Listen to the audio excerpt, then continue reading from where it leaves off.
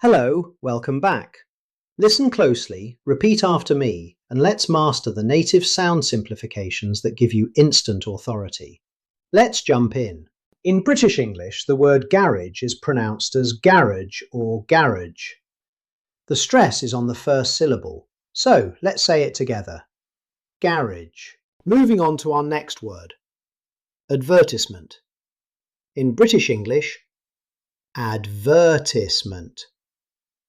Notice that the stress is on the first syllable of vert, not on ties, so advertisement. Let's explore the word privacy. In British English, it's pronounced as privacy. Pay attention to the short E sound at the start, privacy. Here's another one, vase. In British English, you'll commonly hear vase. It rhymes with cars rather than face, so vase. Now let's move on to tomato. In British English, it's pronounced tomato. Notice the broad A sound, tomato. Next up, leisure. In British English, leisure. The first syllable has the E sound, leisure. The word adult is pronounced as adult. In British English, the stress is commonly placed on the first syllable, making it sound like adult. This pronunciation is important to remember for clear communication. Moving on, let's look at address. As a noun, British English commonly uses address.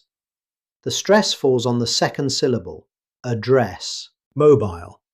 In British English, it is pronounced as mobile. Notice the final sound, mobile. This differs from the common American pronunciation, which is mobile, Worcestershire. First up in our challenge section, Worcestershire. This is a classic pronunciation trap. Instead of trying to pronounce every letter, British speakers commonly say Worcestershire. The word is heavily compressed, so Worcestershire. Next we have squirrel. In British English it's pronounced squirrel. However, in fast natural speech, the final vowel can become very weak, sounding more like squirrel. Try to say it naturally, without stressing every sound. Anemone. Now let's turn to another tricky one, anemone.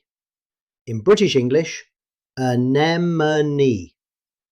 But in faster speech, the middle vowel can become very weak.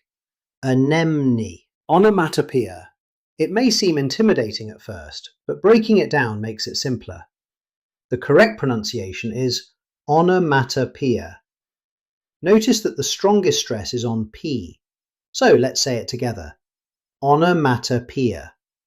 With practice, you'll master this word. Next up, phenomenon. In British English, phenomenon. However, in natural speech, the middle vowel can become very weak.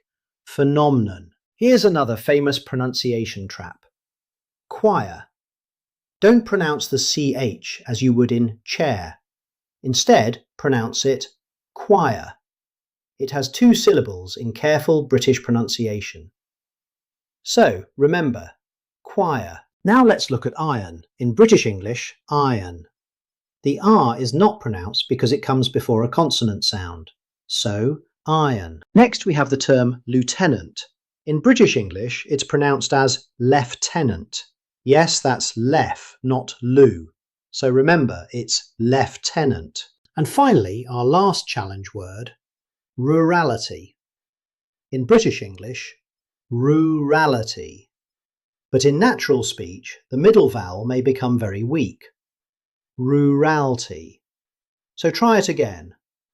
Rurality. Remember, native speakers don't always pronounce every letter. They naturally reduce sounds, shorten syllables, and link words together to make speech smoother and more efficient. The more you recognise these patterns, the more fluent and more confident you'll sound. And just in case I don't see you, good morning, good afternoon, good evening, and good night.